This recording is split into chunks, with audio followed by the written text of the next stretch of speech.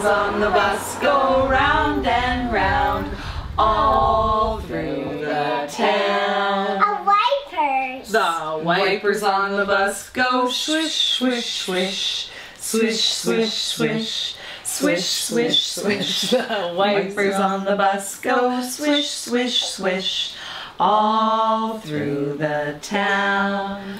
What do you think stands out for you as one of your proudest accomplishments? Having my daughters. Sorry to be so mundane. It's not mundane at all. Really, they've given me the most joy in my life, really. Can't imagine life without them. They've given me the most joy. Yeah. I guess it's all the love you pour into them, you know. It's loving them that gives you such joy. You know, and you have to remember that and try to love people, you know. 'Cause it's good for you. Yeah. Tell me, who was little Linda? Good question. Oh, I was the eldest of 3 sisters. Growing up in Ladysmith, idyllic childhood. We had horses, so I was pretty well totally involved in horses until I noticed boys, and then it suddenly switched to boys. And then I could hardly wait to leave Ladysmith and be on my own. The 50s and early 60s were very hypocritical times, and I longed for freedom and restriction. Why was that? It's a paradox, really, because as little children, we had enormous amounts of freedom that kids don't have today. Like, I can remember taking a sandwich in a bag and a girlfriend and I taking our horses up into the hills for all day. Like from morning until it starts to get dark. And the same in the neighborhood. We would just disappear, and various parents had different sounding whistles. And they would whistle us when it was dinner time and time to come home. It was a completely different time. What were your hopes and dreams? What did you want to do, did you think? Well, I just always wanted to be an artist. I always drew, I always painted, and I was good at it. And also I had 2 grandparents who were artists, so it was, I guess it was an okay thing to be. I certainly did admire their work, and it was certainly of a reasonable standard. My grandmother, I think she went to the Slade School of Art, and my grandfather studied in Paris along with, you know, Toulouse-Lautrec and all the rest of them. I can remember people just dismissing her like, oh, well, what do you expect? She was an artist, you know. And that, my ears would prick up because, oh, it must be nice to be an artist because then you can just disregard the rules. You and Vaughan, you talked last time about meeting him, love at first sight. But one thing that Cleo mentioned to me that I didn't know is just how you as a couple came across. I guess awe might be a word that people... Well, an English friend of mine, I mean, he was just being generous, I think, but he said, oh, you were the most glamorous couple we knew in London. But it was the culture at the time. I told you, you know, we were part of the counterculture, definitely. And so we wore outrageous clothes and chucked all kind of convention.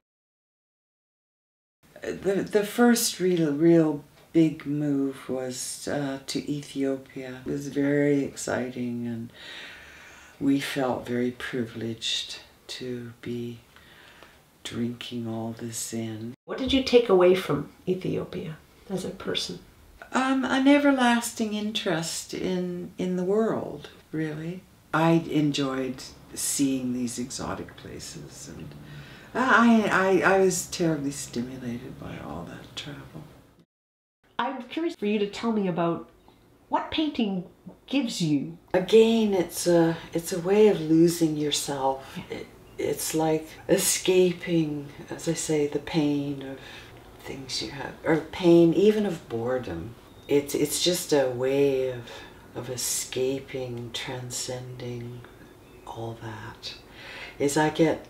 When I'm concentrating on a painting, I just leave this earth, and it's like it is a meditation, and that's all there is. How did it feel for you to see such a body of your work together at your recent exhibition here at the house? It was very comforting and satisfying in a way that, especially seeing most of it go, so I didn't have to store it anymore. Because it's one thing, I mean, sure other artists in different fields feel the same way. I'm only really interested in the painting I'm doing at present, and I'm completely detached from all the work I've ever done. I mean, I have no desire to keep it. I just want to keep doing it. I'm delighted when someone, so it gives some joy to somebody. and as I say, as soon as I'm finished something, it's gone. And I'm already, even as I'm finishing someone, I'm thinking ahead to the thing I'm going to start next. Because you're never really satisfied. You always think, oh, I could really do something better. Mm-hmm.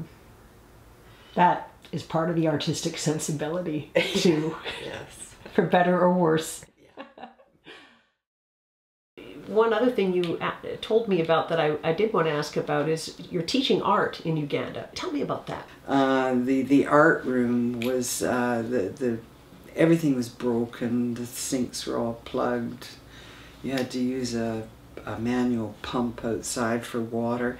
There were no supplies. The students are so poor, they can't afford to buy anything.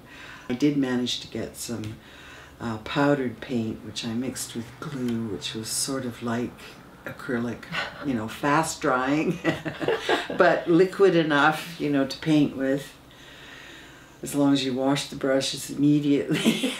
But I mean, this was no small feat to try to teach an art class there then. No, it wasn't. Anyway, the students seemed to really thrive, and a couple of them remarked to me, "Oh, Madame, you work very hard." You work very hard. Sounds like you did. But I used to have like proper critiques, you know, where I mean, I had to bring even a staple gun and staples of my own, you know, that I scrounged from Vaughan's office in order to staple up their pieces so that we could have a critique. Yeah. But what made it worthwhile? Because I made them happy. You know, and I just shared some of my culture with them, you know, and like anywhere I've ever taught, there's always, you know, 2, 3, 4, 5 people in a sea of 50 maybe that you can tell are really talented, you know, and they could easily, with the right circumstances, be incredible artists. That's so rewarding, you know, to know that at least I've passed on a few tips that might help them along the way. I started yoga here in Nanaimo, and I just fell in love with it. Yoga does everything that a gym does. It's weight bearing, it's balance, it's mobility, it also takes care of your brain, your breath, with meditation, breathing exercises, and it takes strength in order to stretch. What does yoga give you? Beyond that it's everything a gym gives you, it seems like there's something more. Well, this sense of well-being, this and a positive outlook, a detachment from life's pain and sorrows. That's what I say. It doesn't divorce the brain from the body, that it's all one. And the heart. Yeah. The heart, the brain. How is it helping you right now, particularly now? Oh, I'm so thankful that I have all that. Mm-hmm. I'm very happy because I refuse to let my mind go to an unproductive place. You know, there is no point. So that kind of mental and physical discipline I have learned through yoga. It's done me very well, thank you. Messages for the future. You have one grandchild now. That's Auntie. What's Auntie doing? Malcolm. I wondered if I could ask you a little bit about what you'd say to him and to children of the future. There you are. Mommy, I'll Auntie. never wipe old. Can I have a night-night too? Oh, just that love is really top of the list. And you don't receive love unless you love yourself. And so love a lot. And love everything as much as you can.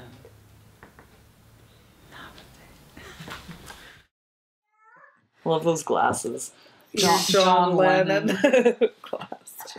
I know, it's great. I love I ask you one more thing about your two beautiful daughters, Cleo and Emma.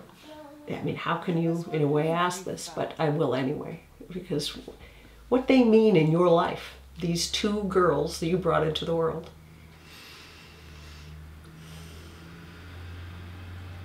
Well, I just, talking about love, just unconditional love. I just adore them, They're my flesh.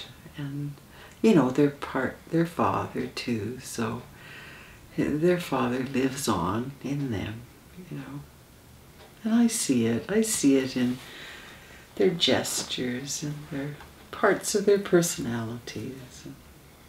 Yeah, so it's life without end, really. What might be something that people don't know about you that you'd like them to know about you?